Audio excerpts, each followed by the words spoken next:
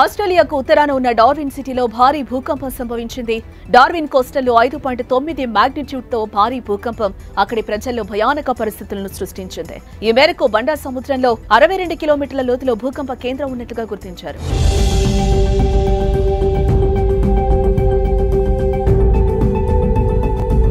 సుందర దేశం ఆస్ట్రేలియాలో భారీ భూకంపం సంభవించింది.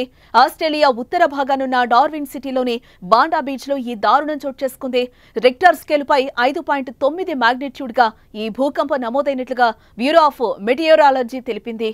ఆగస్టు 27 మంగళవారం ఉదయం 11 గంటల ప్రాంతంలో భూకంపం సంభవించినట్టుగా బ్యూరో ఆఫ్ మెటియోరాలజీ అధికారులు స్పష్టం చేస్తున్నారు. కాగా ఈ భూకంపం వల్ల స్వల్ప ఆస్తి నష్టం జరగ ఇలాంటి ప్రాణ నష్టం జరగలేదని స్థానిక అధికారులు అంటున్నారు.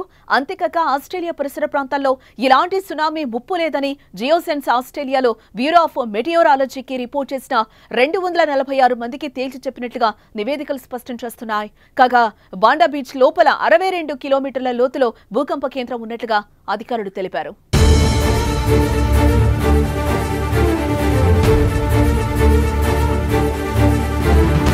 విక్టోరియా గిప్స్లాండ్ ప్రాంతంలో 190 కిలోమీటర్ల సౌత్ ఈస్ట్ రీజియన్లో 3.0 తీవ్రతతో ప్రకంపనలు సంభవించిన కొద్ది గంటల్లోనే డార్విన్ కోస్టల్ ఏరియాలో భూకంపం సంభవించినట్లుగా తెలుస్తోంది.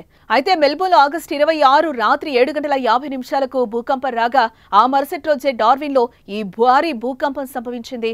దీంతో పాటు విల్సన్స్ ప్రొమంటరీకి సమీపంలో ఉన్న శాండీ పాయింట్ వద్ద భూకంప కేంద్రం గుర్తించినట్లుగా అధికారులు తెలిపారు. అలాగే ఫోస్టర్, ఇన్వర్లోచ్, బఫెలో అండ్ లియోంగాథాలో సైతం భూకంపం సంభవించే అవకాశం ఉందని బ్యూరో ఆఫ్ మెటియోరాలజీకి హెచ్చరికలు జారీ చేసింది. ఈ భూకంపంపై జియోసైన్స్ ఆస్ట్రేలియాకు 80కి పైగా రిపోర్టులు వచ్చినట్లుగా తెలుస్తోంది.